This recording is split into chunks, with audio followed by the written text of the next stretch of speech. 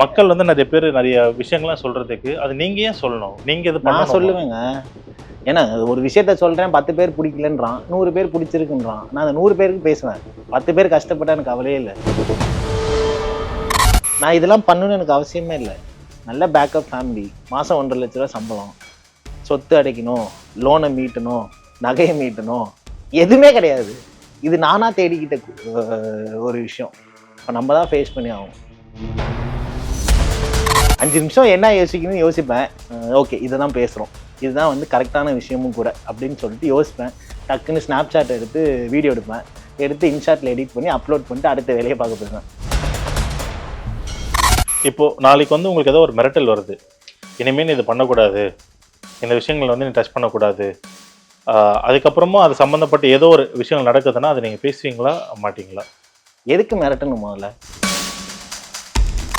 So அந்த மாதிரி ஒவ்வொருத்தவங்களுக்கும் வந்து என்னன்னா ஒரு எக்ஸ்பீரியன்ஸை ஷேர் பண்ணி ஒரு சஜஷன், இப்படி பண்ணாதீங்க இப்படி பண்ணுங்கன்னு தான் சொல்லியிருக்கேன். தவிர நீ எல்லாம் ஒரு ஆளே கிடையாது, நீலாம் என்ன இருக்குது தகுதி, அவனுக்கு என்ன தகுதி இருக்குன்னா நான் ஒரு வீடியோலையும் பேசினது இல்லையா. உங்களுக்கு ஹேட்டர்ஸ்லாம் இருக்காங்க இல்லையா, அவங்களுக்காக நீங்கள் என்ன சொல்ல விரும்புறீங்க? சில விஷயத்த நம்ம லூஸில் விட்டுருணும் ப்ரோ. சில நபர்களை லூஸ்ன்னு விட்டுருணும். ஹேட்டர்ஸ்னா எப்படி இருக்கணும் தெரியுமா? நேரில் வந்து எதாக இருந்தாலும் பேசணும், நீ இப்படி பண்ணியிருக்க கூடாது அப்படின்னு. இதென்ன டிபியை மாட்டிக்கிட்டு கருப்பு கலர் டிபி வச்சுக்கிட்டு கமெண்ட் பண்ணுறது, ஸ்டோரி போட்டு டேக் பண்ணுறது. ஃபர்ஸ்ட் ஆஃப் ஆல் எனக்கு இன்ட்ரெஸ்டே இல்லை இது பற்றி பேசுறதுக்கு, இது பண்ணுறதுக்கெலாம். அப்புறம் ஏன் வந்தீங்க? இல்லை இப்படி சொல்லும் போது தான் எனக்கு இன்னும் ரொம்ப ஒரு மாதிரி இதுவாக இருக்கு. இன்ட்ரெஸ்டே இல்லைன்னு எப்படி நீங்கள் சொல்லலாம்? அப்புறம் எதுக்கு சென்னையிலேருந்து கிளம்பி வந்தீங்க? நானும் எதுக்கு லீவ் போட்டு உட்காந்துருக்கேன்? ஏன்னா சில விஷயங்கள் டைரக்டா கேட்கணும் அப்படின்ட்டு தான். கேளுங்க. நீங்க யார் பிரதர் இதெல்லாம் சொல்றது? இப்போ எனக்கு இன்ட்ரெஸ்ட் இருக்கோ இல்லையோ நான் வந்துட்டேன், நான் எடுக்கிறேன். என்ன எடுக்கக்கூடாதுன்னு சொல்றதுக்கு நீங்க யாரு? மக்கள் வந்து நிறைய பேர் நிறைய விஷயங்கள்லாம் சொல்றதுக்கு அது நீங்க ஏன் சொல்லணும்? நீங்க இது நான் சொல்லுவேங்க. ஏன்னா ஒரு விஷயத்த சொல்றேன் 10 பேர் பிடிக்கலன்றான், 100 பேர் பிடிச்சிருக்குன்றான். நான் அந்த 100 பேருக்கு பேசுவேன். 10 பேர் கஷ்டப்பட்டா எனக்கு கவலையே இல்ல. இல்ல அந்த 100 பேரும் என்ன சொல்றாங்க அப்படின்னா, இது வந்துட்டு நீங்களே ஒரு டீம் செட் பண்ணி தான் அந்த 100 பேர் வந்து நீங்க பண்றீங்க. நான் இங்க சர்க்கஸா நடத்திக்கிட்டு இருக்கேன் 100 பேரு. நான் உட்காந்து வாசப்படியில உட்காந்து பேசுறேன். அது எப்படி ஒரு டீம் ஆகும்? இல்ல ஆப்வியஸா நீங்க வந்து சர்க்கஸ் நடத்துறீங்க அப்படின்றது ஒரு டீம் சொல்லிட்டு இருக்காங்க. நீங்க தான் வந்து ஒரு டீமை ஃபார்ம் பண்ணி. ஏதாவது கோமாளியா இருப்பான் அந்த சர்க்கஸ்ல வேலை பார்க்குறவன். நம்ம சர்க்கஸ்லாம் நடத்தல சார். நம்ம வந்து மக்களுக்கு தேவையான விஷயத்த கரெக்டா எடுத்து பேசிட்டு இருக்கோம், அவ்வளவுதான். அப்ப நம்ம கோமாளித்தனம் எதுவும் பண்ணலையா? நம்ம என்ன ஏதாவது ஒண்ணு சொல்லுவோம் கோமாளித்தனம்? நிறைய இல்ல நீங்க பண்ற வீடியோங்கள்லாம் அப்படிதான் இருக்கு. அந்த மாதிரி தான் போயிட்டு இருக்கு. நீங்க பண்ற விஷயங்கள் எல்லாமே. எதை சொல்றீங்க? எது கோமாளித்தனமா போகுது? எல்லாமே இருக்கட்டும் பிரதர். நீங்க பண்ற வீடியோஸ் ஆகட்டும் எல்லாமே நீங்க அந்த மாதிரி தான் பண்ணிட்டு இருக்கீங்க. இது யாருமே உங்களுக்கு ஸ்டாப் பண்ணுங்க அப்படின்னு சொல்லவே இல்லையா? நீங்க பண்ற நீங்க என்ன பண்றீங்க உங்களுக்கு தெரிஞ்சுதான் பண்றீங்களா? இல்ல அது உங்களுக்கு சுத்தமா புரியல? தெரிஞ்சனால தான் பண்றேன் பிரதர். இல்ல இப்படி சொன்னா இன்டர்வியூ எடுக்கிறதே இன்ட்ரெஸ்ட் இல்ல. போதும் ப்ரோ. ஃபாலோவர்ஸ் வந்து கன்ஃபியூஸ் ஆயிர போறாங்க. என்னடா சண்டை போடுறாங்க. வணக்கம். ஐயா இதுதான் என்னன்னா நம்ம வந்து ஜாலியா பேசுறோம்.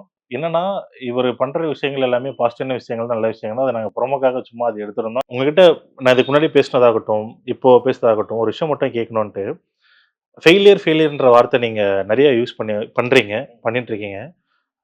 அது நீங்க எப்படி ஹேண்டில் பண்றீங்க? எந்தெந்த விஷயத்துலலாம் நீங்க ஃபெயிலியர் ஆக்கப்பட்டிருக்கீங்க, ஆகுனீங்க அப்படின்னு தெரிஞ்சுக்கலாமா? ப்ரோ நான் வந்து இப்போ ஃபிட்னஸ்ல எடுத்துக்கோங்களேன். நான் போய் காம்படிஷன்ல போய் ஃபெயில் ஆகல. நான் பார்ட்டிசிபேட் பண்ண எல்லா காம்படிஷன்லையுமே என் கேட்டகரியில கோல்டுல இருப்பேன். இல்ல ஓவரால்ல டாப் 3ல இருப்பேன். பாடி பில்டிங்ல என் லைஃப் ஃபெயிலியர் ஆகல. அந்த பாடி பில்டிங் சூஸ் பண்ணனால என் லைஃப்க்கு பிரயோஜனமான்னு கேட்டா சுத்தமா பிரயோஜனம் இல்லை. ஏன் ப்ரோ அது? ஏன்னா நான் ஃபிட்னஸை ப்ரொஃபஷனலாக சூஸ் பண்ணியிருந்தா நான் பாடி பில்டிங் காம்படிஷனுக்கு வருஷம் வந்து எப்படியும் ஒரு 10 லட்ச ரூபா வந்து 15 லட்ச ரூபா அழிச்சது பிரயோஜனமா இருந்திருக்கும்.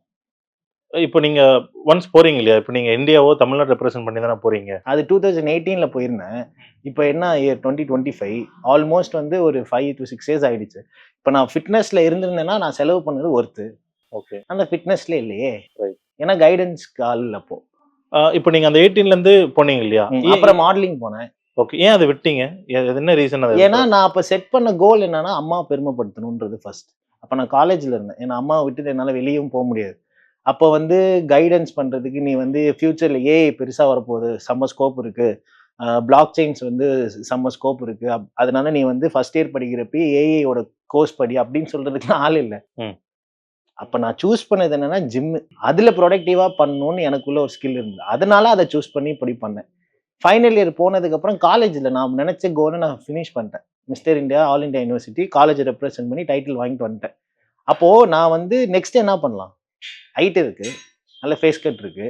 அப்போ மாடலிங் தான் பண்ண முடியும். மாடலிங்குள்ள போனேன். மாடலிங்ல போனேன். என்னோட ஹைட்டுக்கும் என்னோட வாக்குக்கும் கரெக்டான எக்ஸ்போஷர்ஸ் கிடைச்சது. பெரிய பெரிய ஃபேஷன் கொரியோகிராஃபர்லாம் வந்தாங்க. கல்யாணமும் ஆயிடுச்சு சீக்கிரமா. ஸோ மாடலிங் கெரியரும் டவுன். அதுக்கப்புறம் பைஜூஸ்குள்ள வரேன் கார்ப்பரேட்ல. பயங்கரமா ஒர்க் பண்றேன். அந்த 2 இயர்ஸ் நல்லா ஏர்ன் பண்ணேன். பயங்கரமா ஏர்ன் பண்ணேன். பையன் பிறந்தான். பையனுக்கு 9 மந்த்ஸ்லயே ஒரு சான்ஸ் கிடைச்சது. சரி பையன் மீடியாவுக்கு போயிட்டான். நம்ம மீடியால இருந்தா தான் அவனுக்கு ஒரு பேக்கப் இருக்கும் அப்படின்னு சொல்லி வெயிட் லாஸ் பண்ணி மாடலிங்கை ஸ்டார்ட் பண்றேன். மாடலிங் மறுபடியும் தெரியும் அந்த ப்ராப்ளம். ஆமா. ஃபெயிலியர் ஆயிடுச்சு. சரி 9 வருஷம் ட்ரை பண்ணிட்டோம். 9 வருஷமும் ஃபெயிலியர் ஆயிடுச்சு. செலவு பண்ணியிருக்கேன் ப்ரோ. கிட்டத்தட்ட 1 கோடி ரூபாய் கிட்ட அழிச்சிட்டேன் ப்ரோ. ஓகேவா? 9 இயர்ஸ் பண்ணிட்டோம். லாஸ்ட் 1 இயர் பண்ணலாம் அப்படின்னு சொல்லி கண்டென்ட் போட ஆரம்பிச்சேன். இன்ஸ்டாகிராம் ஃபாலோவர்ஸ்ல பப்ளிக்ல ஃபேம் பப்ளிசிட்டி எல்லாம் வந்துருச்சு. ஆனா கெரியர் வைஸ்ல நீ மேல எங்கேயாவது போனியான்னு கேட்டா கிடையாது. இப்ப கூட பாருங்க 200 ஃபாலோவர்ஸ் வச்சு நான் ரெவன்யூ மேக் பண்ண முடியல. தெரியல. ஏன்னா அதுல எனக்கு இன்ட்ரெஸ்ட் இல்லை. இப்போ ஒரு நார்மலான நபருக்கு 200K ஃபாலோவர்ஸ் இருந்துச்சுன்னா இந்நேரம் மாசம் 50,000 60,000 சம்பாதிக்கிற சோர்ஸ் கிரியேட் பண்ணிருக்கோம். எனக்கு அதுலயும் இன்ட்ரெஸ்ட் இல்லாம போயிடுச்சு. ஸோ அப்போ இந்த வருஷமும் ஃபெயிலியர் தானே. இப்போ நீங்க அந்த 10 வருஷம் ஃபெயிலியர் அப்படின்ற விஷயம் நீங்க வந்து அமௌண்ட் ரீதியாகவும் சரி, உங்களுடைய மென்டல் ஹெல்த், பாடி இதுலயும் சரி, நீங்க வந்து அது ஃபுல் ஃப்ளெட்ஜா குடுத்து தான் நீங்க வந்து பண்ணியிருக்கணும். இயர் பை இயர் நீங்க ஃபெயிலியர் ஆகும்போது எப்படி உங்களே நீங்க பாசிட்டிவ் பண்ணிட்டு ப்ரோ மறுபடியும் அதுதான் அதுக்குள்ள என்னோட மைண்ட் செட். நான் இப்போ கூட நான் ஃபெயிலியர்னு நான் வந்து ரொம்ப சோகமாலாம் சொல்லல. நான் தெரியும். அடுத்த வருஷம் மறுபடியும் வருவேன். 3 வருஷம் கேப் ப்ரோ. உடம்ப போட்டு ரொம்ப ஸ்ட்ரெயின் பண்ண முடியும். இப்போ நான் வந்து பாத்தீங்கன்னா என்னோட ஜேர்னி ஃபுல்லாவே என் உடம்ப நான் ஸ்ட்ரெயின் பண்ணாதான். ம்ஹ்ம். உடம்பு ரீதியா நம்ம வந்து ஸ்ட்ரெயின் பண்றோம். புரியுதா? நான் ஒன்றும் இங்கேருந்து லண்டன் போய் அந்த டிராவலிங்னால என்னோட எஃபர்ட்ஸ் கிடையாது. நான் என்னோட வந்து வருஷம் எஃபர்ட்ஸ் போடுறது என் பாடியை வந்து ட்ரிம் பண்ணி டயட்ல இருந்து இந்த அளவுக்கு நான் ஸ்ட்ரெயின் பண்ணும். ம். இதுக்காக ஐயோ 10 வருஷமா பாடி எல்லாம் ட்ரெயின் பண்ணோமே எதுவுமே கிடைக்கல நான் தோணலாம் போல. ஏன்னா நான் சம்பாரிச்சிருவேன். எனக்கு ஒரு கம்பெனில வந்து அதுக்கு தான் கரெக்டா பிளான் பண்ணும். பேஷனை பேஸ் பண்ணி நம்ம ஒரு எஃபர்ட்ஸ் 10 வருஷமா போட்டு நான் வேலைக்கே போகாம இருந்தேன். என் லைஃபே காலி. எப்படி நான் வேலைக்கு என்னால் சேர்ந்திருக்க முடியாது. இந்த ஜாபுக்கு என்னால் சேர்ந்திருக்க முடியாது. ஆனா இந்த ஒரு விஷயம் எனக்கு காலேஜ் ஃபைனல் இயர் முடிகிறப்பயே தெரிஞ்சனால தான் 2019ல இருந்தே கம்பெனில ஒர்க் பண்ணி அந்த எல்பிஏ 7 எல்பிஏல இருந்து 13 14 கொண்டு வந்து நிறுத்தி வச்சிருக்கேன். 5 இயர்ஸ் ஒர்க் எக்ஸ்பீரியன்ஸ் இருக்கு. அப்ப நம்ம பேஷன்ல தோத்தாலும் கெரியர் உனக்கு கை கொடுக்குன்ற அந்த ஐடியா எனக்கு அப்பயே இருந்தது. இப்போ 9 வயசுல ஒருத்தனுக்கு டான்ஸ் தான் டேலண்ட் அப்படின்னா அவன் 20 வயசுல 30 வயசுல அவனுக்கு டான்ஸ் தான் டேலண்டடா இருக்கும். ஏன்னா அவன் பிளட்ல அவனோட இன்ட்ரெஸ்ட் அதுல இருக்கும். ஃபாஸ்ட் லேர்னிங்கா இருக்கும். ஸோ எனக்கு கஷ்டப்பட எப்படி இருந்தாலும் எனக்கு தெரியும். நாளைக்கு டயட் ஆரம்பிச்சாலும் பிரியாணி சாப்பிடக்கூடாதுன்னா என் மைண்ட் செட்டும் ஏற்றுக்கும், என் உடம்பே ஏற்றுக்கும். ஓகே. 10 வருஷம் இன்னும் 2 வருஷம் ஒர்க் பண்ணலான்னு மைண்ட் செட் வச்சுட்டேன்னா என்னால பண்ண முடியும். இப்போ நீங்க வந்துட்டு இன்ஃப்ளூயன்சர் ஆகணும். இது இந்த இன்ஃப்ளூயன்சர்ல ஒரு பப்ளிக் ஃபிகரா இருக்கணும் அப்படின்ற மாதிரி ஜர்னி போயிட்டு இருக்கு. ஆல்ரெடி நீங்க வந்து ஒரு கார்ப்பரேட்ல நீங்க ஒர்க் பண்ணியிருக்கீங்க. இப்போ சில ஆர்டிஸ்ட்க்கு இல்ல இந்த மாதிரி கொஞ்சம் பப்ளிக் ஃபிகருக்குலாம் என்னன்னா, நம்ம வந்து இல்லடா எவ்வளோ நாள்ல வந்து இன்ஃப்ளூயன்சராவோ பப்ளிக் ஃபிகரா இருந்துட்டேன். அகைன் இந்த ஒர்க் போணுமா? அப்படின்னு அவங்களே நினச்சிப்பாங்கல்ல வந்து டவுன்ல போறோமோ அப்படின்னு சொல்லிட்டு. ஏன்னா நிறைய பேருக்கு இப்போ நீங்க தெரிஞ்சிருப்பீங்க. வெளிய போனா நிறைய பேர் கார்த்திக் அப்படின்ற மாதிரி தெரிஞ்சிருக்கும்.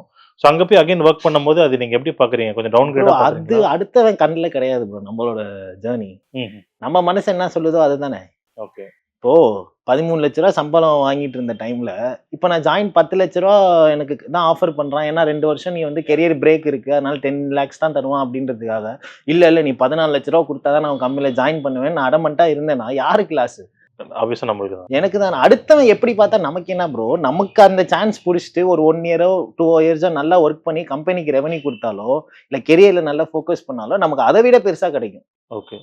ஸோ அது நீங்க கிளியரா இருக்கீங்க. அதெல்லாம் மத்தவங்க clear bro. பேசினா இது நம்மளுக்கு இல்ல. மெச்சூரிட்டி இருக்கிறனால நான் வந்து சர்வே பண்ணிடுவேன்.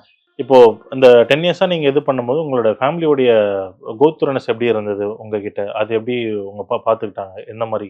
எங்க ஃபேமிலில என்னன்னா நான் இவ்வளவு கஷ்டப்படணும்னு அவசியமே கிடையாது. ம். நான் இந்த உடம்ப வருத்திக்கிட்டு பேஷன் இப்போ நான் மீடியா நல்ல மூவி பண்ணணும் நல்ல ஸ்டார் ஆக்டர் ஆகணுன்றது தான் ஆசையா இருக்குன்னு வச்சுக்கோங்களேன். நான் இதெல்லாம் பண்ணணும்னு எனக்கு அவசியமே இல்லை. நல்ல பேக்கப் ஃபேமிலி.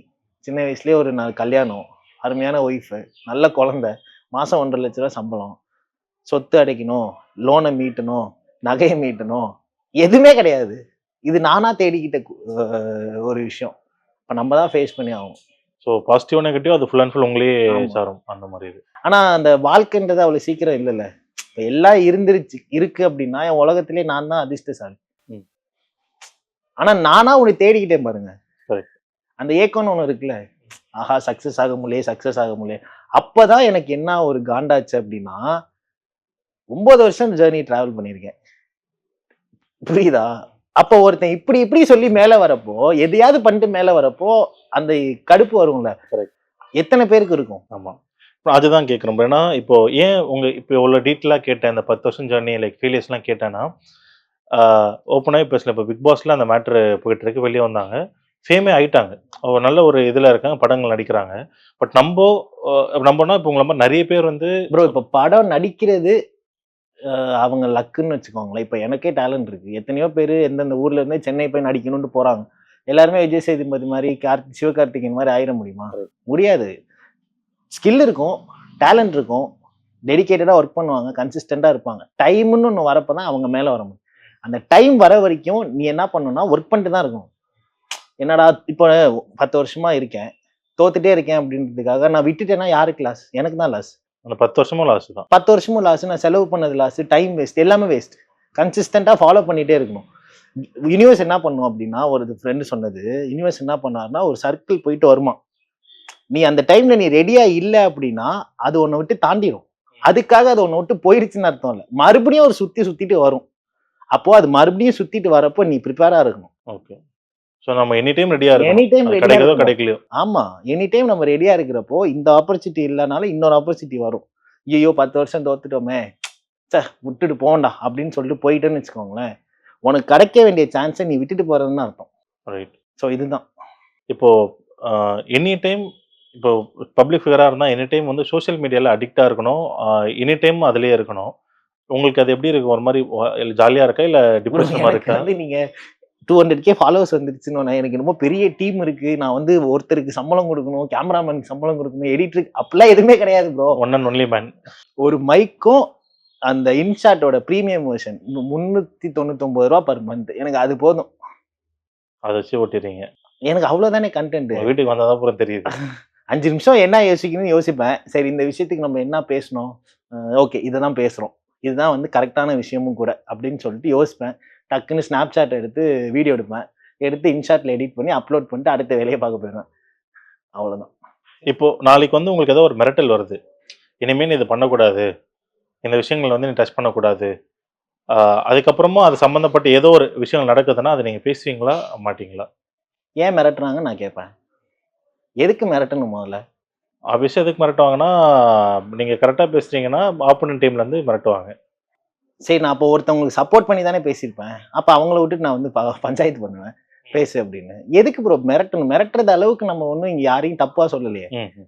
புரியுதா உங்களுக்கு? மிரட்டுற அளவுக்கு நான் யாரையும் டாமினேட் பண்ணி பேசினது இல்ல. நான் எல்லா வீடியோஸும் பாருங்க. நான் யாரையுமே டாமினேட் பண்ணி பேச மாட்டேன். ஏன்னா எனக்கு ஒருத்தனை டாமினேட் பண்ணவும் பிடிக்காது. குரூப்பிசமா பேசுறதும் பிடிக்காது. ம். இந்த இவர் இருக்கார்ல, இவரு மணி அவங்களுக்கு கூட அட்வைஸ் தான் பண்ணியிருக்கேன். ம். எதனால ஒருத்தன் அட்வைஸ் பண்ணுவான் அப்படின்னா, லைஃப்ல ஜெயிச்சவன் இருக்கான்ல, அவனோட மைண்ட் செட்டை பொறுத்து தான் அவன் அட்வைஸ் பண்ணுவான். ம்.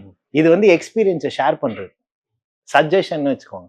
வாட்டர்மெலன் ஸ்டாரு அவர் ஒரு டாக்டரா பண்ணியிருந்தாருன்னா நல்ல ஸ்கோப். கரெக்ட். இன்னரா அவர் இமேஜே வேற. ஆமா. ஸோ அந்த மாதிரி ஒவ்வொருத்தவங்களுக்கும் வந்து என்னன்னா, ஒரு எக்ஸ்பீரியன்ஸை ஷேர் பண்ணி ஒரு சஜஷன் இப்படி பண்ணாதீங்க, இப்படி பண்ணுங்கன்னு தான் சொல்லியிருக்கேனே தவிர, நீ எல்லாம் ஒரு ஆளே கிடையாது. நீலாம் என்ன இருக்கு தகுதியா உனக்கு என்ன தகுதி இருக்குன்னா நான் ஒரு வீடியோலையும் பேசினது இல்லையே. பட் அவர் நெறைய இடத்துல பேசின்னு சுத்துறாரு. அது அவரோட ஸ்ட்ராட்டஜின்னு வச்சுக்கோங்களேன். மேபி அது அவரோட ஸ்ட்ராட்டஜியா கூட இருக்கலாம். அவர் இல்ல நெறைய பேர் பண்றாங்க. அது அவங்களோட ஸ்ட்ராட்டஜி. என்ன பண்றது? நம்ம மக்கள் வந்து அதுதான். அதான் எக்ஸ்பெக்ட் பண்றாங்க. அது நம்ம எதுவும் சொல்ல முடியாது. இப்போ அடுத்தடுத்து உங்களுடைய கோலா நீங்க என்ன வச்சிருக்கீங்க? அதுக்கு முன்னாடி நீங்க சினிமால அத ட்ரை பண்ணியிருக்கீங்களா? இல்ல அது அந்த நான் ப்ராசஸ் பத்தி சொல்லுங்க. 2021 மாடலிங்ல இருந்தேன்ல. அப்ப வந்து கலர்ஸ் டிவி கொஞ்சம் ஃபேமஸா இருந்துச்சு. ஆமா. அப்ப சீரியல்லாம் வந்தது தெரியுமா? ஆமா, ஆமா. அதுல ஒரு கலர்ஸ் டிவில ஒரு சீரியல் பண்ண வேண்டியது. ஓஹோ! அப்பதான் சீக்கிரமா கல்யாணம் பண்ணிட்டாங்க. ஓகே. அப்புறம் ஃப்ரெண்ட் மூலியமா விஜய் டிவி ஆர்டிஸ்ட் அந்த பொண்ணு. அந்த பொண்ணு மூலியமா ஒரு ப்ரொடியூசர் எனக்கு ஃப்ரெண்டானாங்க. விஜய் டிவில ஒரு சீரியல் போயிட்டு இருந்துச்சு. அவரு ஒரு ரோல் குடுத்தாரு. அதுவும் போயிடுச்சு. அப்புறம் ஆடிஷன்ஸ் கால் வந்து நம்மளோட செலிபிரிட்டி ஃப்ரெண்ட் ஒருத்தவங்க இருக்காங்க. அவங்க வீட்டு பக்கத்துல அந்த ஏரியா சாலிகிராமம் ஃபுல்லாவே வந்து பாத்தீங்கன்னா ஆடிஷன் ஹவுஸ் தானே. ஆமா, ஆமா. ஸோ அங்க பிஆர்னு அவங்களுக்கு ஒரு டீம் இருக்கும். ம். அவங்கள்ட்ட எல்லா நம்பரும் வாங்கிக்கலாம். நான் வாங்கி வச்சிருந்தேன். ஸோ ஒவ்வொருத்தவங்களுக்கும் வாட்ஸ்அப்ல வந்து என்னோட பிடிஎஃப் அனுப்பிச்சு விட்டுட்டு இருப்பேன் போர்ட்ஃபோலியோ. அப்படி எனக்கு நிறைய கால்ஸ் வந்திருக்கு. சாலிகிராமத்துல ஆடிஷன்ஸ்லாம் அட்டன் பண்ணியிருக்கேன். அதுக்கப்புறம் தான் ட்ராக் மாதிரி மறுபடியும் மாடலிங்குள்ள நுழைஞ்சது. ஓஹோ! நுழைஞ்சுதான் சரி ருபாரு பண்ணதுக்கு அப்புறம் நமக்குன்னு ஒரு விஷயம் ஒன்று கிரியேட் ஆயிருக்கும். ஐ வாஸ் மிஸ்டர் இந்தியா 2018 அப்படின்னு சொல்றதுக்கும் ஐ ஆம் மிஸ்டர் இந்தியா 2024 இன் ருபாருன்னு சொல்றது டிஃபரன்ஸ் இருக்கு. ஸோ அதனால அதை சூஸ் பண்ணேன். அதுக்கப்புறம் அது பண்ண முடியல. அதுக்கப்புறம் தம்பி நடிக்க ஆரம்பிச்சிட்டான். என்னோட ட்ராக்கும் மாறிடுச்சு. இப்போ நெக்ஸ்ட் இயர் நான் அதான் பிளான் பண்ணியிருக்கேன். எனக்கு கிடைக்காததுக்கு ஒரே ப்ராப்ளம் என்னன்னா, நான் திருச்சிலேயே இருந்தேன் தான் பிரச்சனை. ஓகே. இப்போ கூட பார்த்து நீங்க சென்னைக்கு ஷிஃப்ட் ஆமா, ஆகுறீங்க சென்னை அப்படின்ற ஷிஃப்ட் மாதிரி. ஆகிறேன். அப்புறம் அம்மாட்ட அவ்வளோ கெஞ்சி கெஞ்சி தான் இப்போ ஷிஃப்ட் ஆகிறேன். அதுவும் அப்படியே ஷிஃப்ட் ஆனாலும் மண்டேலேருந்து தேர்ஸ்டே வரைக்கும் திருச்சியில் இருந்துட்டு ஃப்ரைடே சாட்டர்டே சண்டே மட்டும் அங்கே ஸ்டே பண்ணுற மாதிரி தான் பிளான் பண்ணியிருக்கேன் ஓகே. ஸோ ஷிஃப்ட்னா இப்போ நீங்க மட்டும் தனியா இப்போதைக்கு. வர மாதிரி. ஆமாம், ஏன்னா நமக்கு ஆப்பர்ச்சுனிட்டிஸே அங்கே தான் ப்ரோ இருக்குது. என்னோட ஆசை என்னதான் நான் வந்து மாதம் 1.25 லட்ச ரூபா சம்பாதிச்சாலும் ஒரு சைடு அங்கே மாடலிங்க்கு போகணுன்னு, இந்த ஆக்டிங் போகணும் அப்படின்ற ஒரு இன்ட்ரெஸ்ட் வருது உள்ள இருக்கு. அப்போ இங்க இருந்து கொஞ்சம் கஷ்டம் தான். 10 வருஷம் இங்க இருந்து ட்ரை பண்ணேன். 1 வருஷம் அங்க போய் ட்ரை பண்ணு. கரெக்ட். ஏன் அந்த முன்னாடி சீரியல்ஸ்லாம் எதனால விட்டு நம்ம சக்சஸ் ஆக முடியாம போச்சு? கல்யாணம் ஓகே. அது ஒண்ணு இருக்குல்ல. அது இப்போ அகைன் அந்த ஒரு தாட் இருக்கு. இப்போ பையனே நடிக்க ஆரம்பிச்சிட்டானே. அதனால பிரச்சனை இல்ல. உள்ள நம்ம சினிமா சீரியல் சைடுல உள்ள போயிடணும் அப்படின்ற தாட் தான் இருக்கு. இதை தாண்டி இப்போ அந்த பப்ளிக் ஃபிகரா உங்களுடைய அடுத்தடுத்த கோல் என்னவா இருக்கும்? என்ன அதான் நான் focus சொல்லிட்டேனே ப்ரோ. என்னோட நெக்ஸ்ட் கோலே வந்து என்னோட தாத்தாவோட ஃபவுண்டேஷன்ஸ் மூலியமா ரியல் டேலண்ட், அதாவது நிறைய பேர் டேலண்ட்னு சொல்லுவாங்க.